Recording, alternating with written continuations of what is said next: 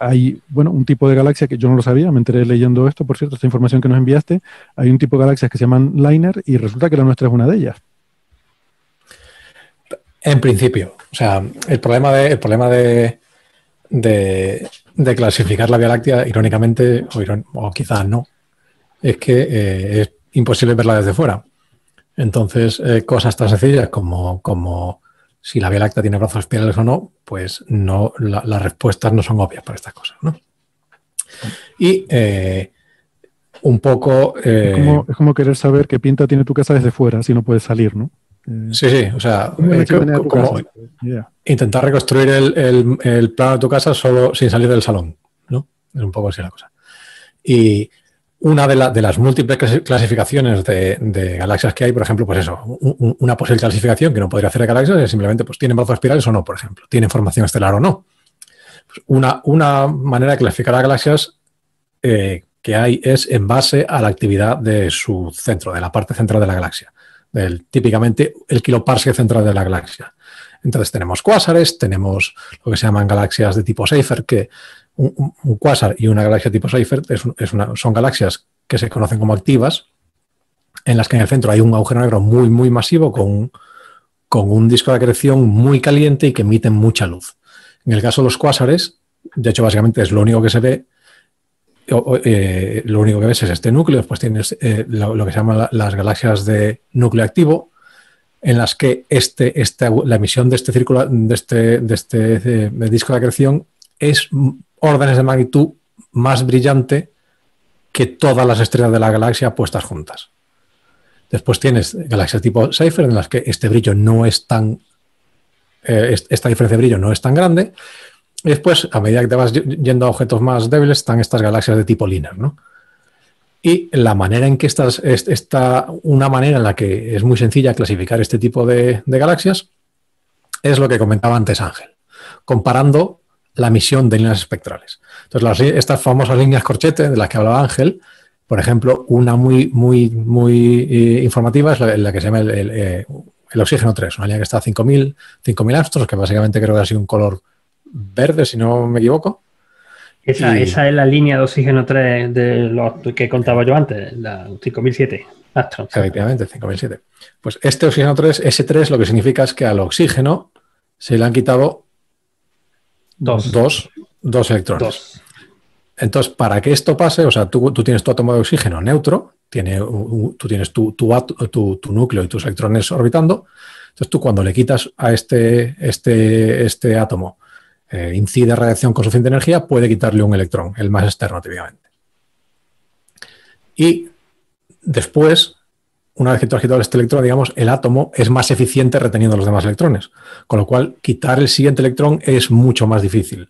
Con lo cual, para que esto pase, tú tienes que tener incidiendo fotones con mucha energía.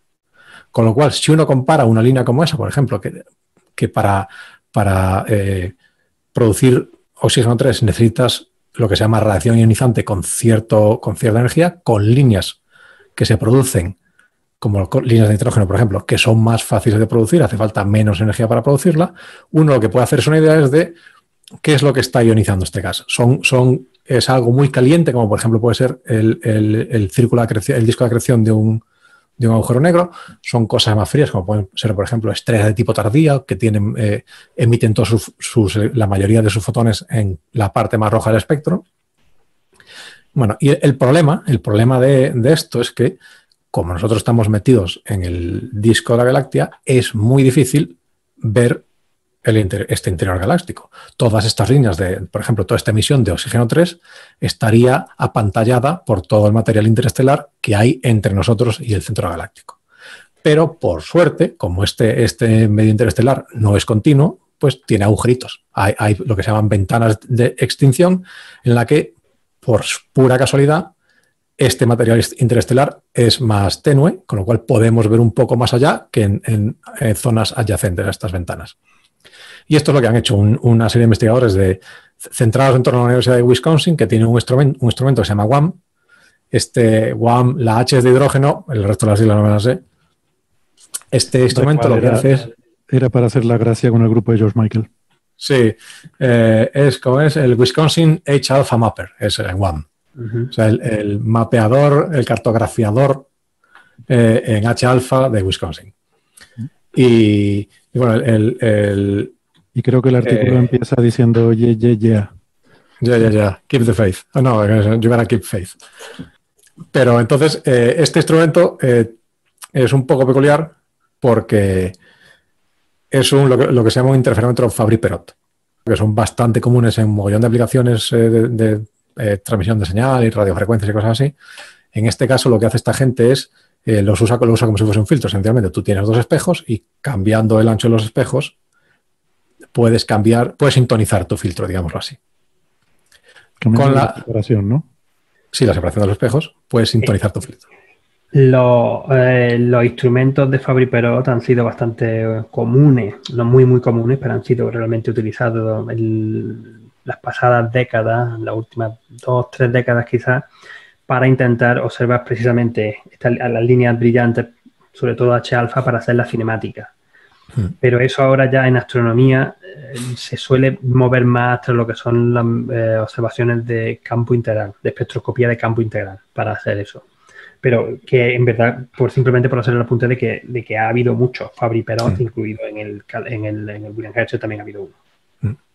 Entonces, digamos, la ventaja y la desventaja de este tipo de instrumentos es que no tiene mucha resolución espacial. O sea, uno no puede ver detalles muy finos, en particular con WAM no puede ver detalles muy finos, pero a cambio es muy bueno viendo emisión muy extensa. Entonces, por ejemplo, un telescopio o cualquier otra técnica de observación tendría problemas para ver cosas que son terriblemente difusas y están muy extendidas, porque el brillo superficial, digamos, el brillo por unidad de área es muy bajito. Este instrumento, como sacrifica la resolución espacial, simplemente coge la información de un área muy grande y la acumula en un punto. A cambio, es muy sensible a este tipo de cosas. Bueno, pues esta gente lo que ha hecho es utilizar este instrumento para mapear estas líneas, como la de oxígeno 3, por ejemplo, en estas ventanas de extinción, con lo cual puedes llegar a ver el material que está en torno al centro de la galaxia. Y ellos se interesan por una ventana que está a 1 kiloparsec y medio del centro de la galaxia, que esos son 5.000 años luz, si mal no recuerdo, es la cuenta. Y por poner un poco la escala, el Sol está a 8 kiloparsecs del centro de la galaxia. Pues esto, digamos, es la cuarta parte de esa distancia, digámoslo así. Digamos, si esto fuese un CD, probablemente pues estaríamos viendo el plastiquito del interior del CD donde no hay música guardada, ¿no? Una de las cosas que sabemos es que a esta distancia hay un anillo de gas.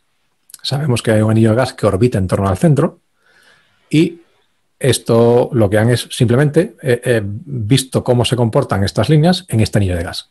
Entonces tú simplemente estudiando cómo es la emisión de oxígeno 3, por ejemplo, y nitrógeno 2, creo que son los diagramas que usan, en este anillo podrías intentar inferir cómo verías este anillo si estuvieses en otra galaxia, por ejemplo. Ahí, si no te importa, voy a hacer un apunte, porque es que si miráis el artículo, es la figura 2.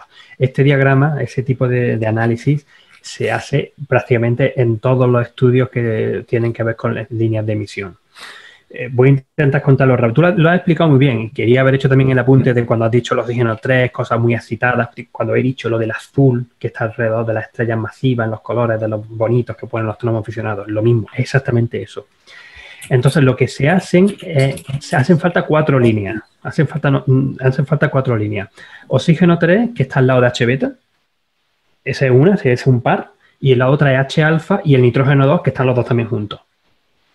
Entonces lo que se hace es dividir el ion metálico, o sea, el oxígeno 3 entre H beta, eso es un número, y el otro número es el nitrógeno 2 entre H alfa, otro número. Y se hace una representación de uno con respecto a otro. Ahora, según los modelos de fotoionización de nebulosa, podemos explicar muy bien si brilla uno tanto, cuánto brilla el otro. Entonces hay una línea que es la línea de regiones H2, normalmente TIPS que se llama, que es la línea curva donde normalmente encontraríamos las regiones de formación estelar, las formaciones H2. Y casi todas las regiones que nos encontramos de H2, de nebulosa o de estrellas de galaxias en formación con estrellas de formación, y caen por ahí. Pero si no tiene Si la fuente de ionización no son estrellas masivas, sino que es otra cosa mucho más fuerte, que emite radiación ionizante mucho más intensa, como tú bien has dicho, Carlos, el oxígeno 3 va a estar mucho más alto, proporcionalmente, y el nitrógeno también va a estar alto, van a estar los dos, pero el oxígeno 3 va a estar todavía más alto. Y entonces aparece una especie de zona en la parte de arriba a la derecha del diagrama, que es la zona donde va a primero esta zona de transición que se llama los LINERs, Low Ionization Narrow Emission Regions, y luego a lo que son los AGN o los núcleos activos de galaxias, que son los que están ionizados por el agujero negro supermasivo del centro. Y hay unas relaciones muy buenas. Entonces, si tú pones tu puntito y dices, ¿dónde me cae este puntito? Regiones H2, pues no tenés problema. Pero en esto lo que se ha visto es que los puntitos no caen donde están las regiones H2, no están ionizadas por estrellas masivas. Está tirando para arriba con otros tipos de excitación que se están funcionando las líneas. Es un diagrama chulísimo que introdujeron en el año, ¿cuándo fue esto? En el 981 o por ahí, Baldwin, Philip y Terlevich, y por eso se llama el diagrama BPT. Que Terlevich es Roberto Terlevich, que es un astrónomo mexicano, si no me equivoco. Sí. Siempre hay que especificar si es Roberto o Elena, porque los dos son Terlevich, sí. y los dos son muy famosos en el campo y hay que... Que de hecho yo he tenido el curioso placer de, bueno, el matrimonio Terlevich suelen pasar aquí los veranos en Inglaterra, en Cambridge. Suelen visitar el Instituto de Astronomía, y yo estaba en una charla en la que un estudiante, sin saber quién estaba en el público, estaba hablando de estas cosas, y entonces Roberto Terlevich le hizo una pregunta sobre el diagrama BPT. Entonces el estudiante contestó, entonces lo primero que hizo el estudiante a contestar fue explicarle a Roberto Terlevich cómo se usaba el diagrama BPT, hasta que en algún momento el pobre hombre le dijo, mira, es que yo soy la T. Si no te importa, yo soy la T. Yo soy la T. Qué bueno. Pero sí. Yo conocí a Elena en Cambridge, precisamente. Sí. Es un diagrama muy, muy común. Yo en todos mis artículos científicos lo tengo. Porque es lo primero. Es que si mis puntos no están en la región H2, yo no puedo aplicar nada para calcular, por ejemplo, cuánto es la abundancia química, la metalicidad, ni el ritmo de formación estelar, ni nada de eso. O sea, lo primero que tenemos que ver es que nuestras observaciones están ahí, en esa región de regiones H2. Si no, tenemos problemas. Sí, de hecho, los autores, una de las cosas que hacen es comparar otras medidas usando el mismo instrumento, por ejemplo, en zonas de formación estelar, y ver que efectivamente, pues cuando tú miras una opción de formación estelar, aparece donde tiene que estar, ¿no? O sea, se corresponde con la zona adecuada del diagrama.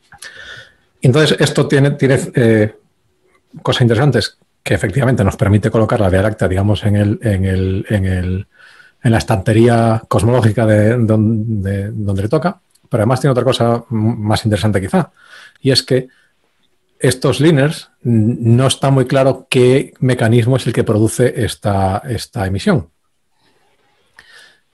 Si tú resulta que la Vía Láctea es un LINER, aquí podemos ver qué es lo que está produciendo esta emisión. Por ejemplo, si estas líneas, esta energía viene de estrellas de tipo temprano, pues podemos ir a buscarlas, a ver en el bulbo de la galaxia dónde están estas estrellas. Si esta emisión está mediada por estas estrellas, el bulbo de la galaxia tiene que haber un tanto porcentaje de estas estrellas. ¿Las encontramos? Sí o no. Entonces, esto quizá más que el hecho de aunque digamos el release de prensa iba orientado a esa cosa de mira lo que hemos descubierto sobre la Vía Láctea, ¿no? Lo más interesante es quizá es un poco como pasa con muchas cosas, lo que hablamos hace unos cuantos capítulos de si el Sol era anómalo o no, ¿no? Entonces, si el Sol es anómalo o no, lo interesante de todo esto es que el Sol, tú puedes hacer estudios con mucho detalle sobre el Sol que puedes aplicar a otras estrellas. De la misma manera, tú puedes hacer estudios con mucho detalle en la Vía Láctea que puedes aplicar a otras galaxias. Particularmente porque, por ejemplo, si realmente se trata de estrellas de tipo temprano, estrellas pequeñas de poca masa de tipo temprano, los que producen esta ionización, no puedes verla en casi ninguna otra galaxia. Incluso las galaxias más cercanas, que son de este tipo, como M31, no tenemos telescopios suficientemente grandes como para verlas. Pero en la Vía Láctea sí podríamos verlas, por ejemplo. M31 es la galaxia de Andrómeda. Y porque dices LINER, se dice LINER, no LINER, como había dicho yo. Y parece que son algo así como la tercera parte de las galaxias, son de este tipo. Una población No es mayoritaria, pero relativamente importante, ¿no? Y curiosamente las dos grandes galaxias del grupo local son de este tipo, las dos. No sé si esto significa algo estadísticamente o... Bueno, yo creo que eso es una cosa de cosmológico, en el sentido de que tú las galaxias activas las tiendes a ver no en el grupo, no locales, vamos. O sea. Entonces, todos estos liners, o sea, todos los liners, probablemente, no sé si era un asunto de evolución galáctica, de lo que yo no tengo ni idea, pero los liners son ahora, ¿no? Sí, se observa. Es que, claro, cuando te vas más lejos es difícil resolver las líneas, ver las líneas, y si las ves normalmente es porque estás en un petardo de un agujero negro activo, supermasivo activo en el centro.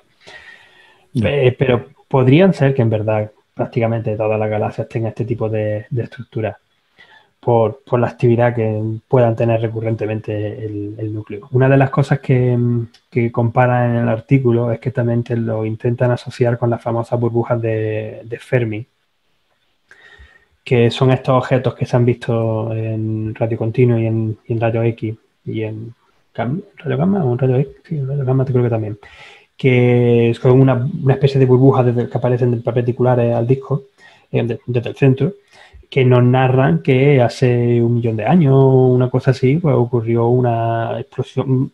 Fue la Vía Láctea, el agujero negro masivo de la Vía Láctea estuvo activo. Quizás desde fuera incluso podría haberse visto como una galaxia Seyfert. O sea, la Vía Láctea nunca volverá, o sea, no podría ser nunca un quasar, pero podría volver a convertirse en una galaxia Seyfert en el futuro si el agujero negro supermasivo vuelve a activarse. Vuelve a tragar material. ¿No había observaciones de Magic, me suena, de esos chorros de Fermi, con lo cual podría haberlo. hablado de ese tema en algún momento. Sí. Vale.